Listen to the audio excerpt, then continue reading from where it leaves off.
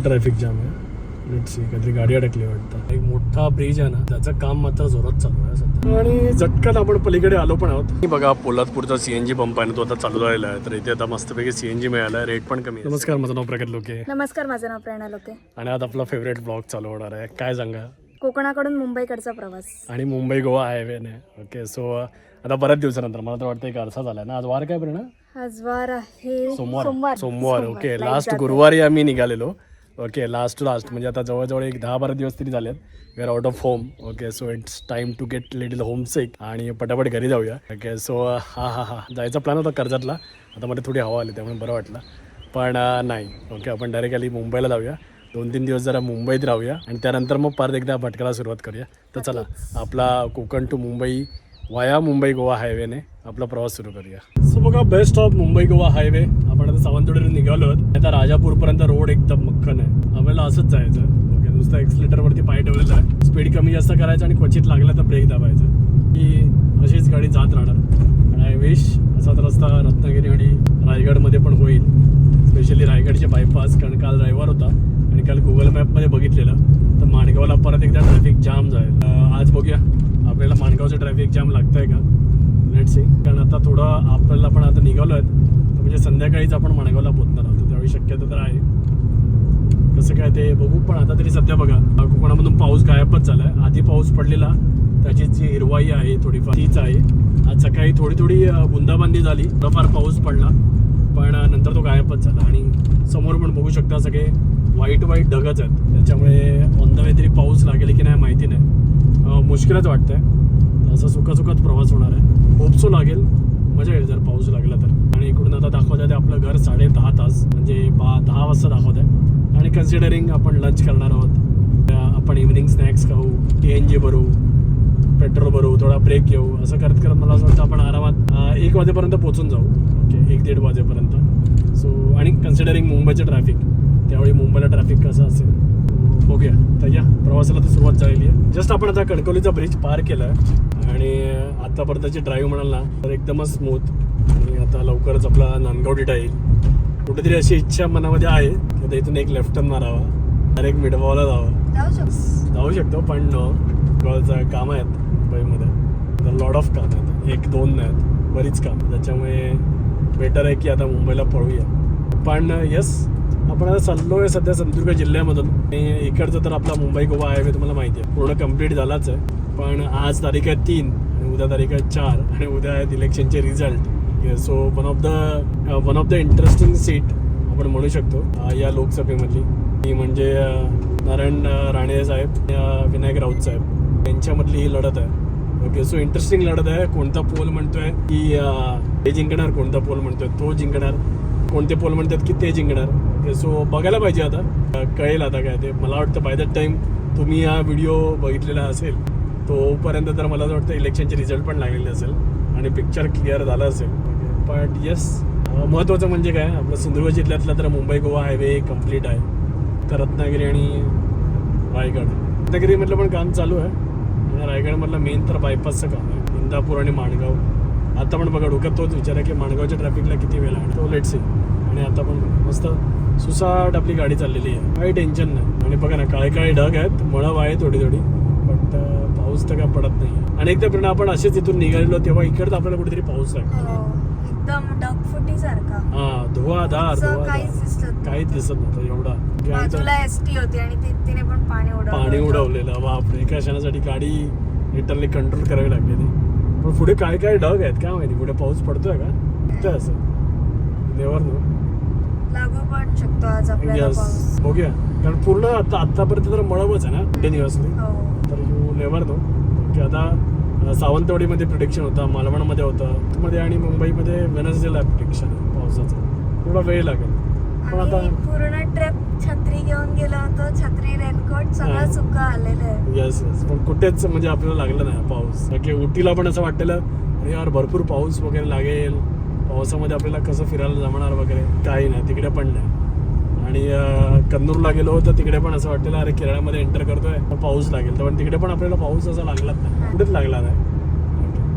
Let's see. आता राजापूर आहे 53 kilometre, Ratnagiri 119 आणि मुंबई 448.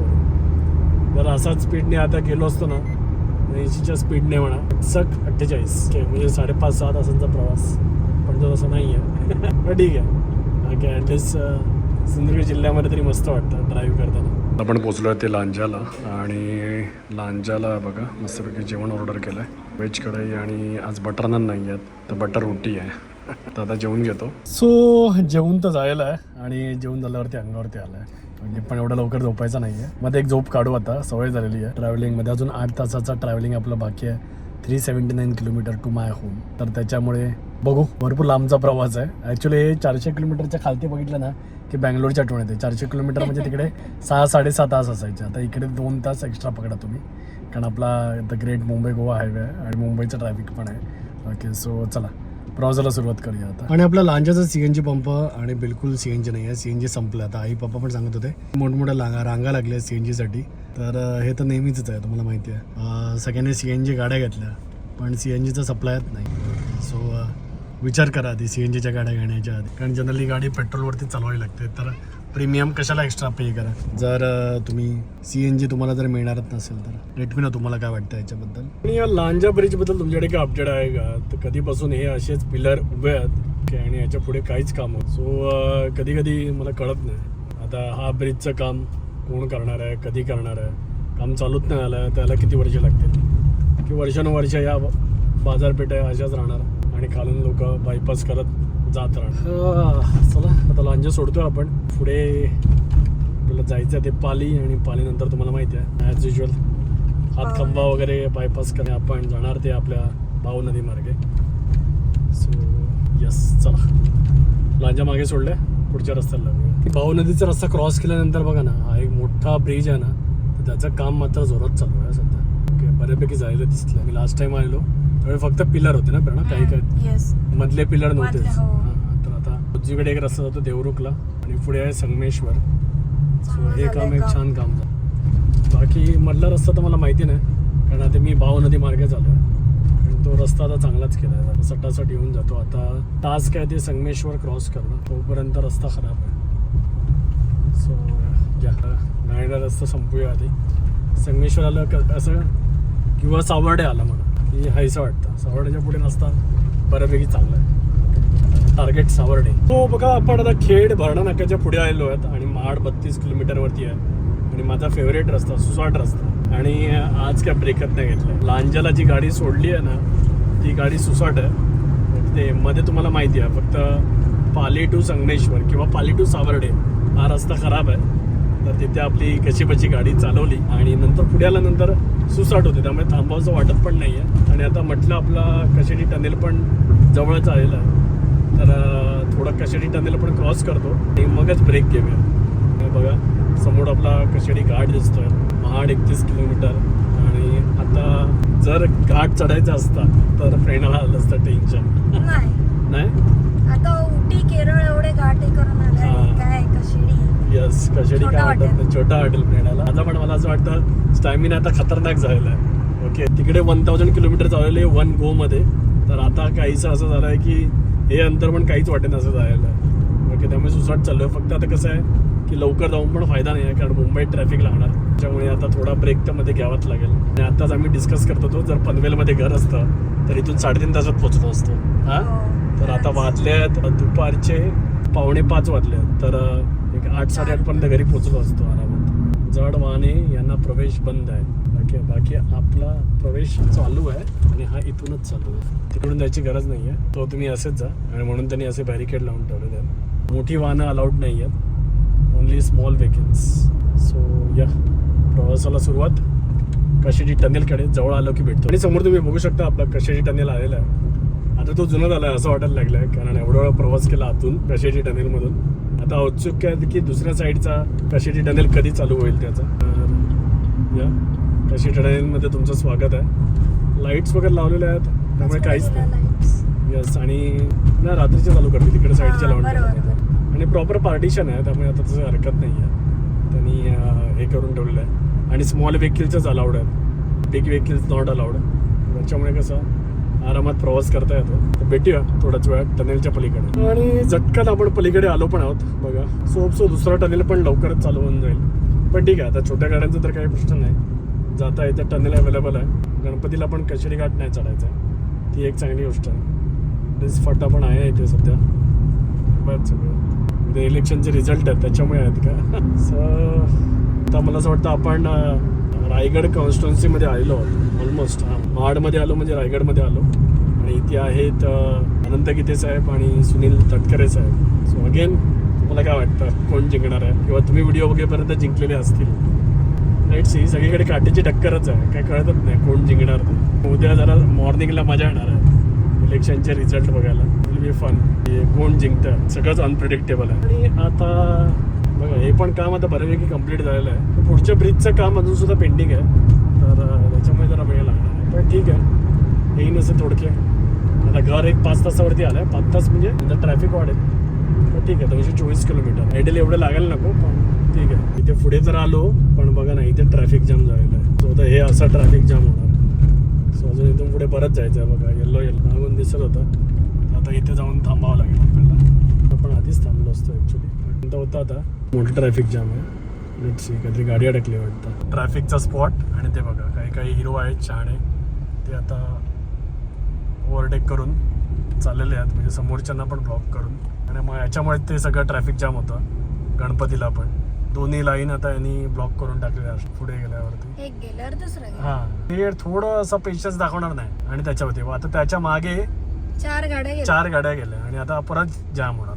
चांगला मूव्ह झालेला ट्रॅफिक. आता समोरची गाडी अडकलेली असणार आता परत. आणि आता बघू शकता हिरोसारखे पुढे गेले आणि आता त्यांना अशा कठीण ठिकाणी त्यांना रिव्हर्समध्ये टाकावं लागतंय, कारण समोरचं ट्रॅफिक अडकलं आहे. ते बघा आता वेळासारखे रिव्हर्स टाकत आले आहेत, म्हणजे सगळ्यांनाच अडकून टाकतात. असे 2-3 मूर्ख लोक असतात. हो प्लीज असं करू नका, तुमची लाईन पकडून राहा. आता बघा ना, ती समोरचं ट्रॅफिक अडकलं त्याच्यामुळे आता हे पास होत नाही आहे.